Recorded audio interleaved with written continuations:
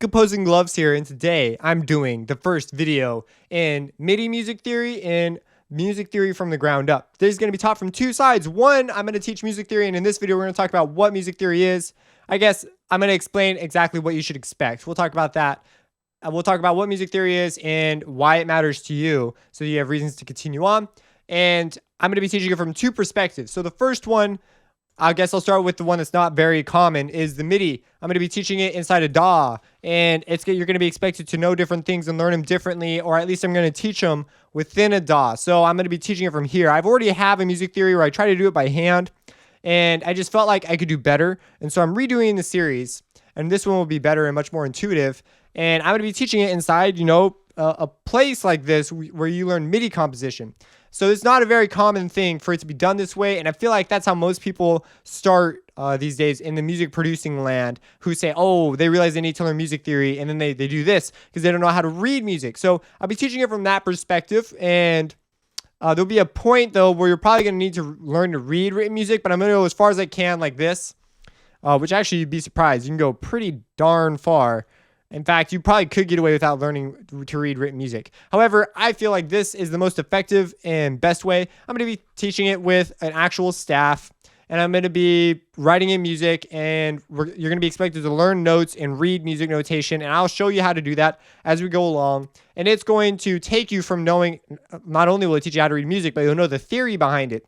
And what is music theory? Music theory is it is the theory on how you should put notes down, how notes and their relationships interact. And this is valuable to you because if you know how to manipulate these relationships, you can create music that is pleasing to you, and you can be much more directionally creative. You could say, I want a melody that sounds like this. And then you can write out the notes, and you'll have some idea of where relationships go. Now, with the written music, you're going to be expected to, look at how notes look on a staff, look at, learn scales, learn to read the notes, learn to read the rhythms, and you're going to be expected to practice. And I'm even going to encourage you. I have a piano here in front of me, or a MIDI piano, and you're going to be expected to, maybe even practice a little bit to learn a little bit of piano as you go. However, it's not totally necessary. On the MIDI side of things, you'll have the same thing. The visuals will be very different in the concept. So I'm going to try and do each video twice, unless there's concepts that they're the same for both sort of creative environments. Now, I've done a lot of work in Finale, like a ton. I used to, at school, they had Finale 2012 and the full featured one, and I got really good at using that. So I'm pretty comfortable with Notepad. Notepad is free, so you can go get Notepad and you can follow along, do exactly what I'm doing. However, I'm probably going to favor MuseScore as my place of choice. MuseScore. Where are you? It's on here. I swear it's on here. Here it is. MuseScore. I'm going to favor MuseScore. And the reason is it's way more fully functional, and it's totally free as well. So I could put create new score, but they already have one open, and I can come in here and do all manner of things that the free version of Finale just can't do. I'm not super comfortable with the software yet, but I am reasonably good at maneuvering around and doing the things that I want to do, and it will serve our purposes. So if you're going to download one, I recommend MuseScore over Finale Notepad. Finale Notepad's a little more friendly for the very, very beginner, but it's severely limited in a lot of ways. So this is just better. Now, I've seen professional scores made in there. So that's going to be pretty neat. That's pretty much my expectation, is that you're just going to be willing to probably make some flashcards and memorize a couple things as we go. But other than that, you should be pretty ready. As far as the DAW, you should be pretty ready to learn. Just be ready to learn. As far as the DAW I'm going to use, I may jump around because I have a couple. I have Acid Movie Studios. This is Sony DAW, which is all right. I'm not the biggest fan of it. I have Ableton Lite, and I've got Pro Tools, and I've got this and I've got FL.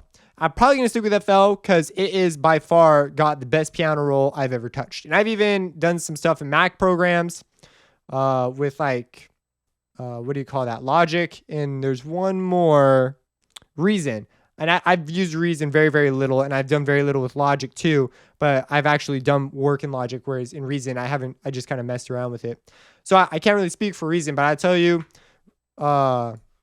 this is FL right now. It's still got the best piano roll ever, on the planet. This is it. This is the piano roll of piano rolls for the intuitiveness of it. It's totally ridiculous.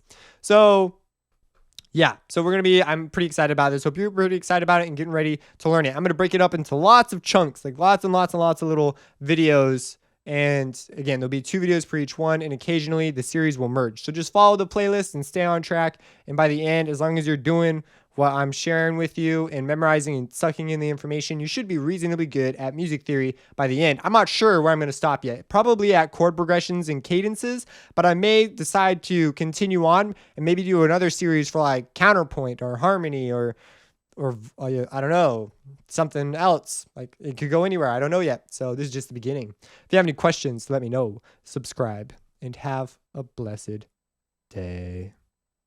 Is the main, like, people always like, what do you use noise for besides like dope risers for my mega fire hot dank beats, bro? Well, potato chip, this is what you use them for. So you have these 2 types of main noise. There's other kinds of noise, but there are 2 ones you really need to be aware of, and I've talked a little bit about them. We have white noise, and what is white noise?